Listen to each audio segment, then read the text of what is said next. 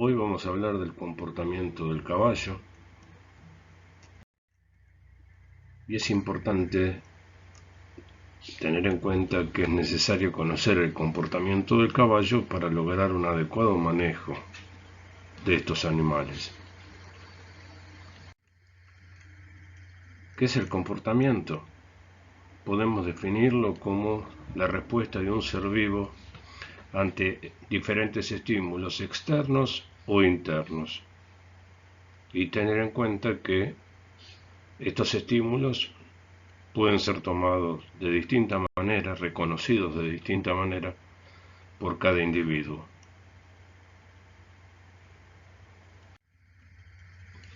Los animales entonces manifiestan un conjunto de formas de comportamiento que pueden ser aprendidos o no, y son los denominados patrones de conducta. Y estos patrones de conducta son específicos, inherentes a cada especie. Algunos de los patrones de conducta han evolucionado a lo largo del desarrollo filogenético de la especie. ¿Qué es el desarrollo filogenético de la especie? Toda la evolución de una especie desde sus orígenes hasta la actualidad.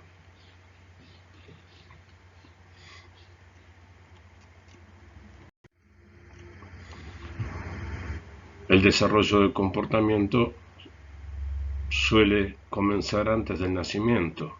Son los patrones genéticos de comportamiento.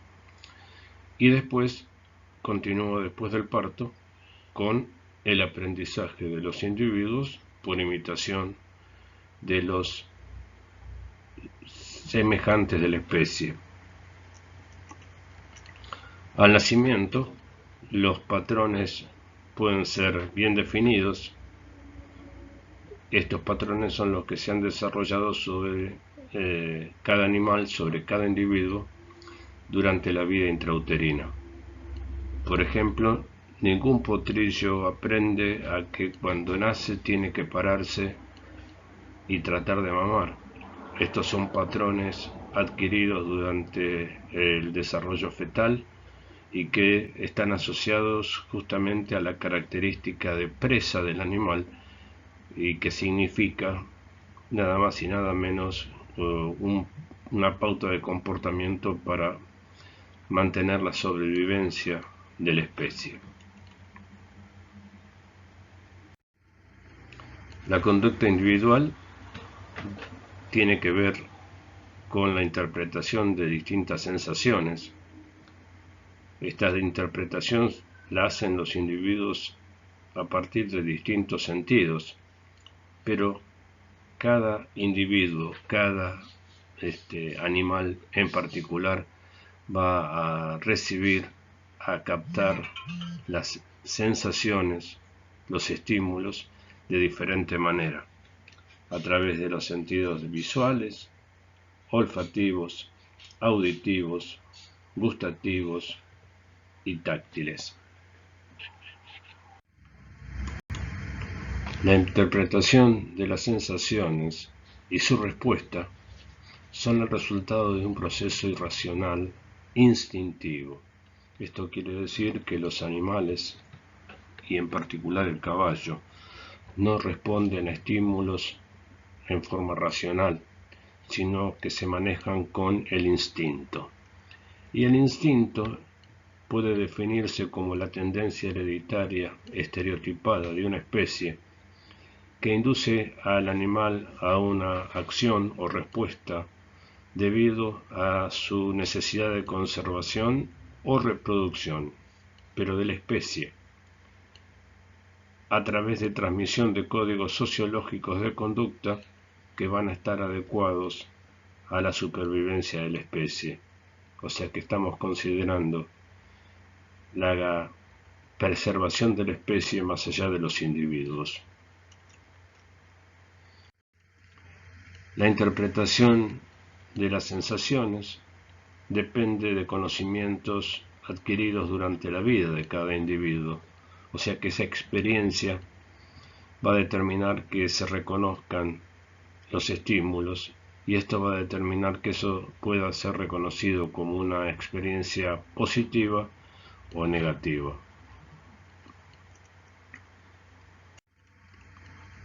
En general, los caballos viven en la naturaleza en manadas, donde se forman harenes, existe uno o más padrillos con un grupo de hembras adultas, y puede haber o no otros animales hasta alrededor de los 2 años de edad.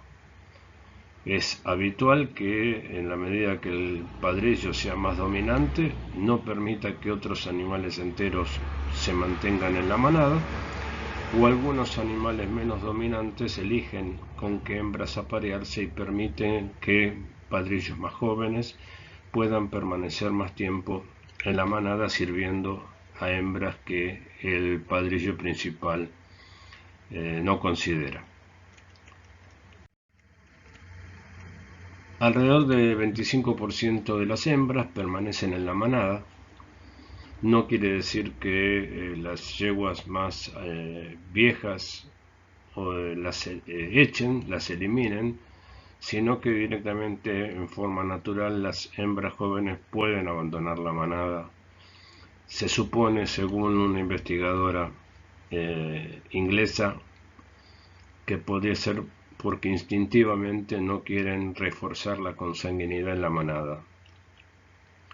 Algunas de ellas también abandonan la manada y van a formar manadas nuevas o manadas de solteros. Los machos jóvenes, en caso de que el padrillo principal no permita que se mantengan en la manada, podrán abandonar la manada. Y en las manadas juveniles, como les decía, podrán estar tanto machos como machos y hembras jóvenes hasta unirse o hasta formar nuevas manadas. Estas nuevas manadas obviamente tenderán a ser lo más estables posibles en cuanto a lo que es integración de la misma con una determinada organización social. Y muchas veces un potro, un animal joven, puede estar solitario hasta lograr unirse a una nueva manada.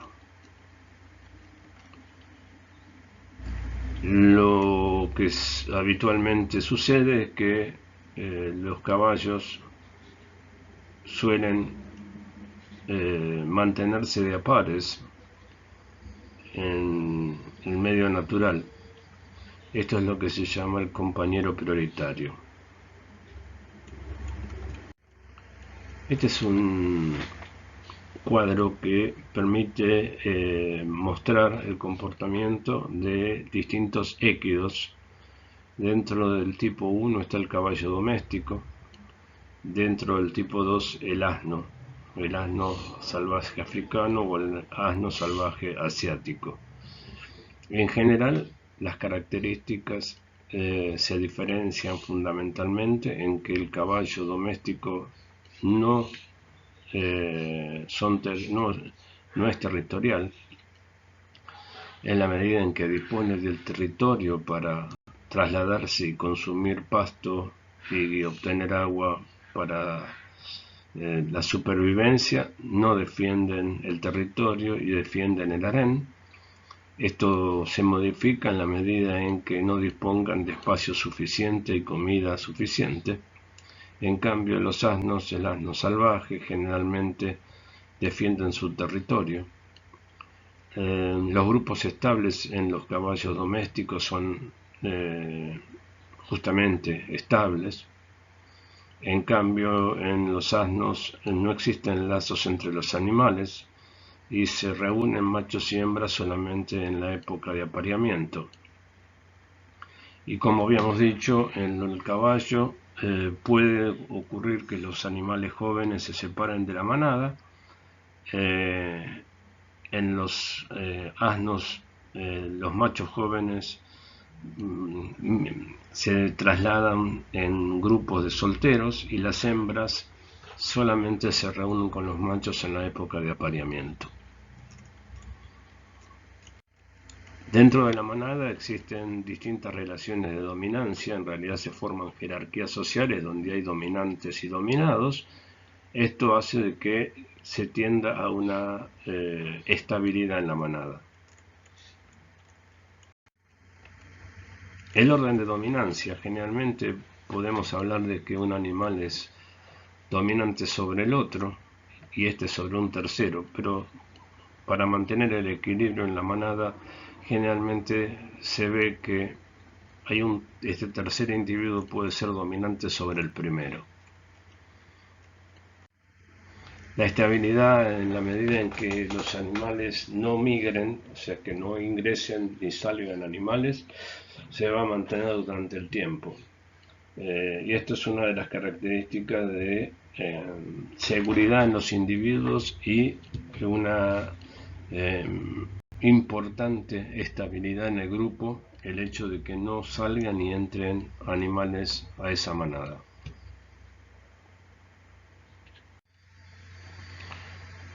La unidad fundamental de los caballos en libertad es la manada. De hecho, cuando existe un peligro, los más débiles se ubican en el centro y los que tienen mayor jerarquía social se encuentran o se ubican por fuera. Los padrillos normalmente no fijan territorio, procuran formar el harén y mantenerlo, marcan el área de influencia a través del bosteo, sobre todo durante la época de apareamiento. Y la hembra es la encargada de guiar a la manada en busca de comida y agua. La hembra se ubica en la parte delantera de la manada, lidera al grupo y el padrillo se encarga de proteger a la manada desde la retaguardia. Los equinos se caracterizan entonces por ser animales gregarios, o sea que viven en grupo. En la medida en que disponen de territorio, migran, se trasladan buscando alimento y agua.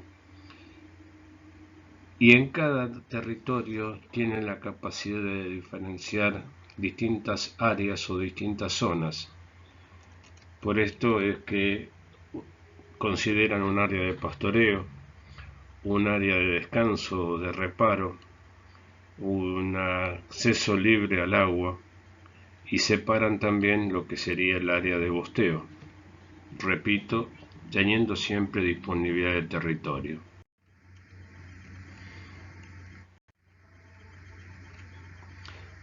Los caballos en general rechazan los pastos que están cercanos a las deyecciones. Esto hace de que en condiciones naturales puedan elegir, entonces no van a pastorear cerca de las deyecciones. Esta es una conducta que puede modificarse o adaptarse de acuerdo a la disponibilidad de pasto y de territorio. En este caso, las pautas más importantes de conducta están relacionadas con la densidad animal y la disponibilidad de forraje de buena calidad. ¿Qué es la jerarquía y la dominancia? Bueno, desde el momento en que son grupos sociales donde hay distintas jerarquías, los animales de mayor tamaño no son aquellos más dominantes. Nunca un padrillo viejo es líder porque siempre va a aparecer un animal más joven que va a disputarle el liderazgo en cuanto a la capacidad de servir a las yeguas. Y la dominancia, en este caso, tanto entre los caballos como lo que vamos a ver posteriormente de la relación del caballo con el hombre, se hace a partir entonces del reconocimiento del animal a otro como líder y no como predador, como puede ocurrir con el ser humano cuando se plantea la relación en forma equivocada.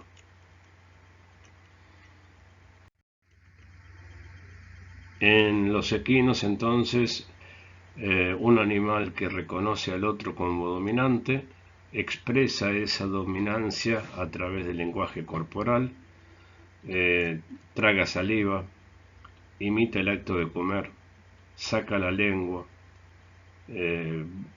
baja las orejas.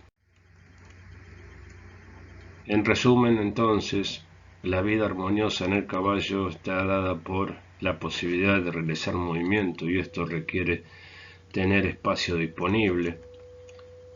Este espacio que sea de acuerdo a la densidad de animales, alimentarse en forma casi continua. Esto hace que un caballo en condiciones naturales pastoree 14, 16 o más horas por día. Estar en compañía de sus congéneres, o sea, reunidos en una manada, le da la posibilidad de estar más seguro. Y en la medida en que un animal limita el movimiento de otro, está expresando también de alguna manera su dominancia sobre ese otro compañero. En general, los caballos evitan los conflictos, o sea que más allá de las situaciones particulares, generalmente los enfrentamientos no pasan a mayores y tratan de evitar los conflictos apartándose. En general, justamente la dominancia se establece a través de la limitante del movimiento, o sea que limita lo que es el movimiento voluntario. Al controlar el movimiento se controla la mente, y al controlar la mente, el dominante controla la conducta del dominado.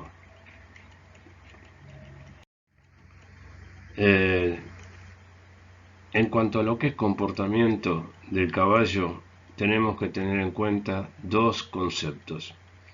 Por un lado, el umbral de miedo. El umbral de miedo en el caballo es muy bajo, ya que desde el momento en que es un animal de presa, cualquier estímulo que desconozca o que no reconozca hace de que trate de huir.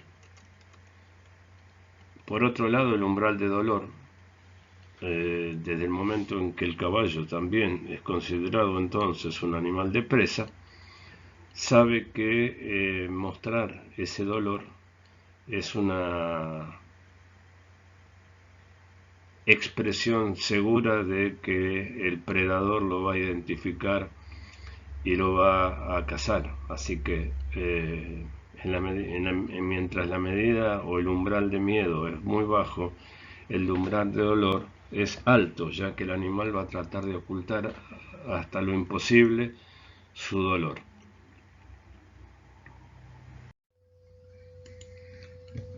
¿Qué es el temperamento del caballo? Es el aspecto de la personalidad de cada individuo. Corresponde a la estructura psicofísica innata o congénita, como por ejemplo puede ser un caballo sanguíneo o uno linfático. El individuo se manifiesta en su forma espontánea con reacciones que le son propias.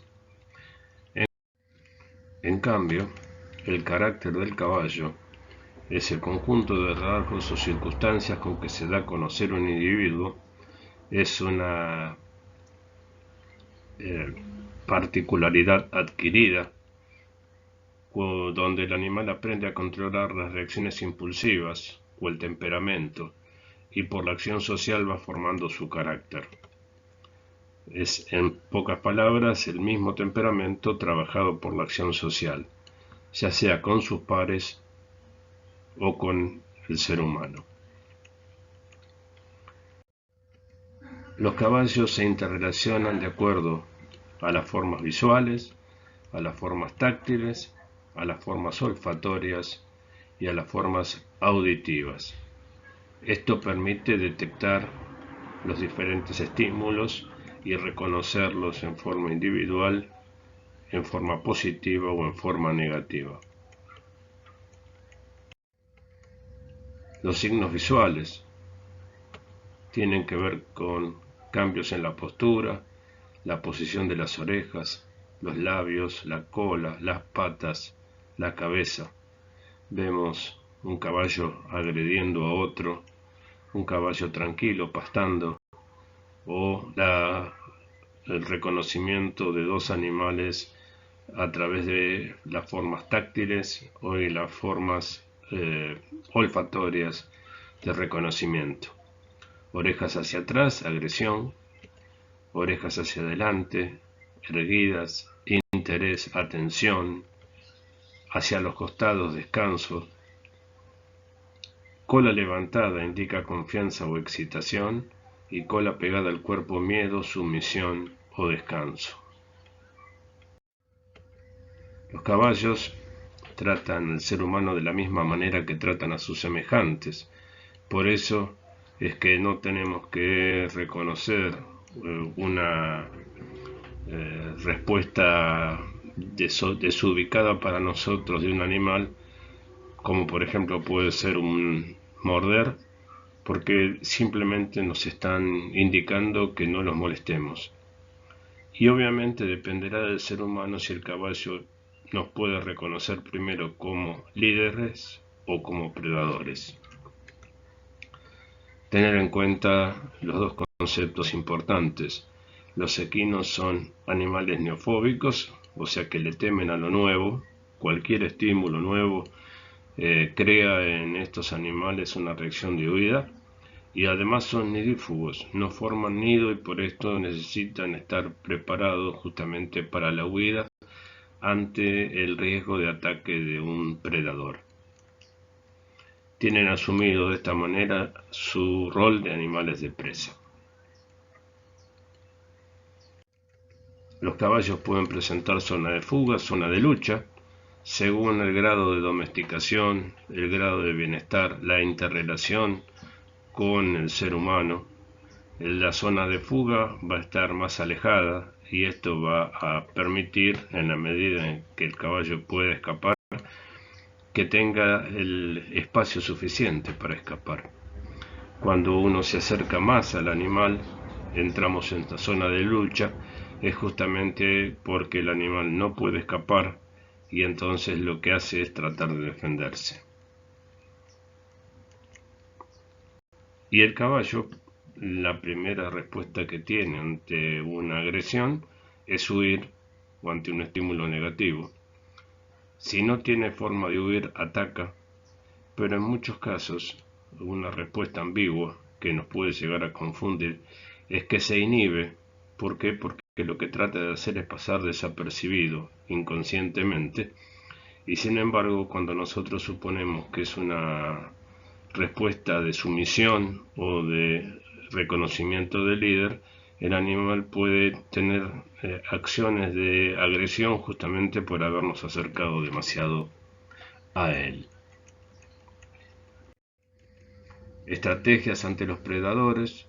La primera estrategia, cuando el ataque de felinos que se lanzan sobre el lomo del animal para voltearlo, la respuesta va a ser de huida. Esto es lo que se utiliza hoy en día con los animales de carrera, que justamente al percibir la fusta del jinete tratan de correr más rápido porque en su memoria queda guardada la agresión de los felinos, de los grandes felinos que trataban de montar sobre su grupa para tratar de voltearlos. De esta manera hoy lo que se estimula es que el caballo con la fusta trate de escapar más rápido y lograr mayor velocidad.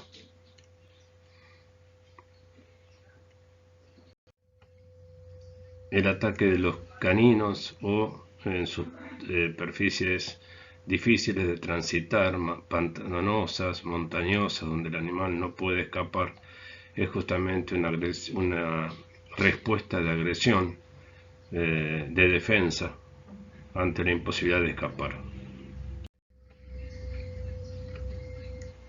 Veremos entonces ahora lo que es el comportamiento en la hembra, el comportamiento materno y del potrillo, del macho, de alimentación, durante el descanso, comportamiento del juego.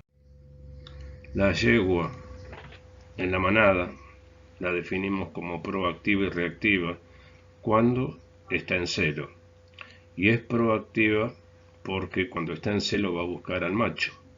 En cambio, cuando el animal no está en celo, no le interesa acercarse al macho. Y es reactiva porque ante la presencia del macho, muestra los signos externos de celo. Una hembra en un sistema de producción intensivo o cuando no tiene la presencia del macho, no va a tener signos de receptividad sexual. En sistemas extensivos, en la medida en que el animal esté en manada junto con el macho, va a presentar las mismas características de comportamiento que en la naturaleza, y tener en cuenta que en los sistemas intensivos donde se realiza un servicio a mano controlado, la respuesta de la hembra es solamente parcial en el momento del retajeo, porque no hay un cortejo como en la naturaleza. La yegua y el potrillo. El amamantamiento de la cría es lo que hace que la hembra pueda reaccionar de diferentes maneras. A veces puede demostrar miedo o aceptación de la situación. El potrillo que busca mamar y comienza con periodos muy cortos a lo largo del día, y posteriormente el potrillo que descansa y la yegua se mantiene a su lado o pastorea a su alrededor. El potrillo genera vínculo con la madre dentro de los 25 minutos posteriores al parto, y esta relación está facilitada por las feromonas de adopción. Mama 4 o 5 veces por hora la primera semana. En la medida en que va creciendo se van espaciando estos intervalos y empieza a imitar a la madre para consumir forraje. La coprofagia es común en los potrillos durante los primeros meses de vida. Obviamente no es normal en animales adultos. Y cuanto más estable es el carácter de la madre, mejores serán las capacidades adaptativas del potrillo.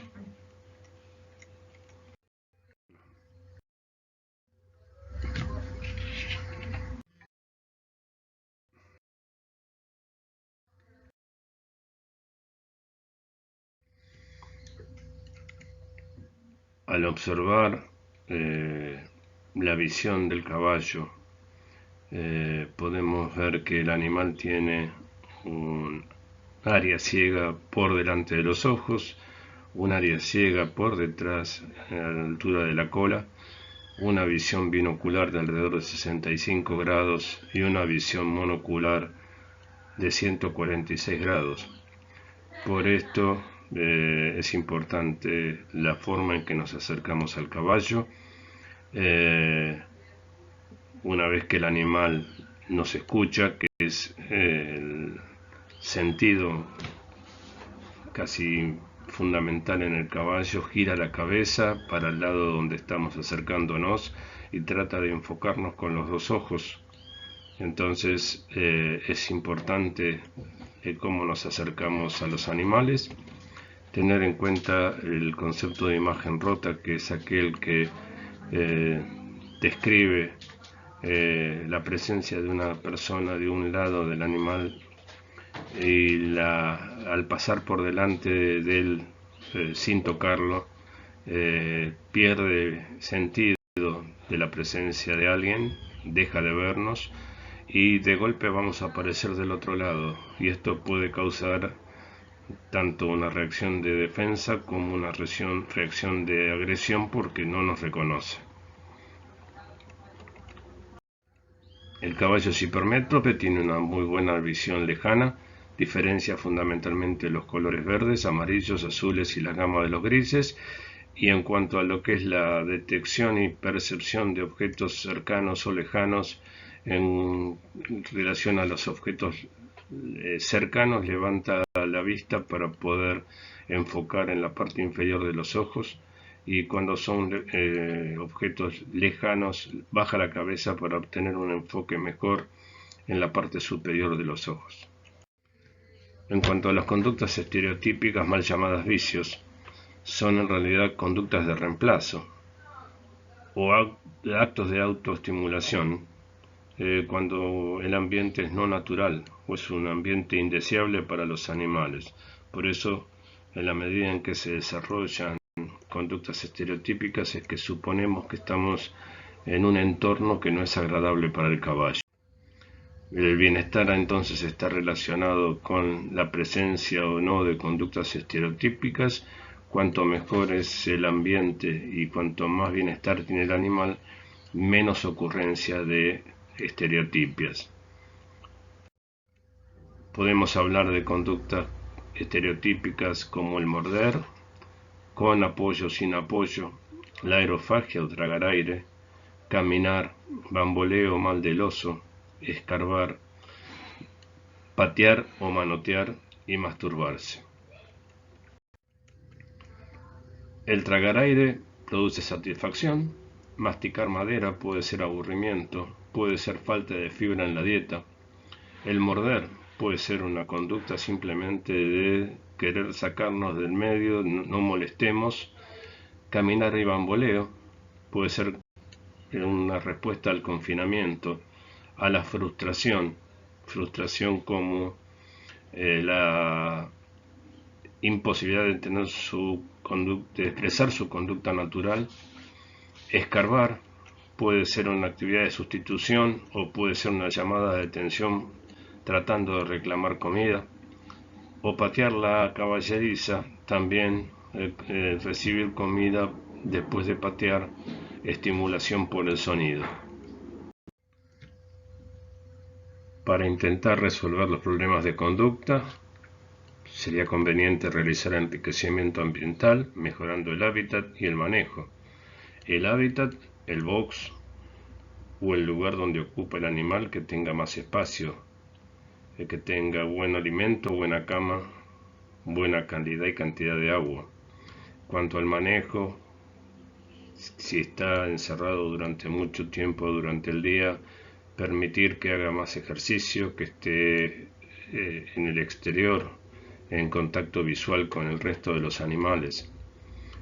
Modificar la conducta con técnicas basadas en el aprendizaje para modificar el comportamiento.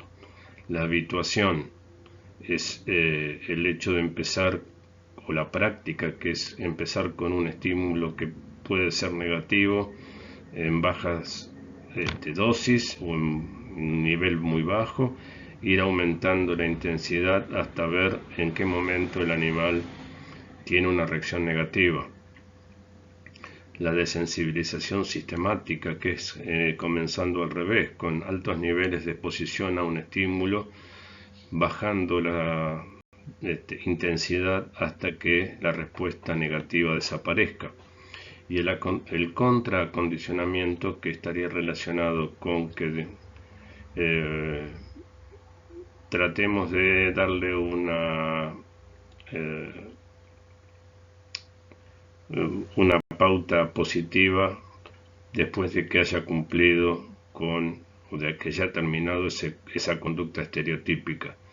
Por ejemplo, en la medida que el caballo patea el box o escarba para poder pedir alimento o para pedir alimento, la idea es que deje de patear el box o deje de escarbar y recién darle alimento, para que no relacione desde allí en adelante que siempre que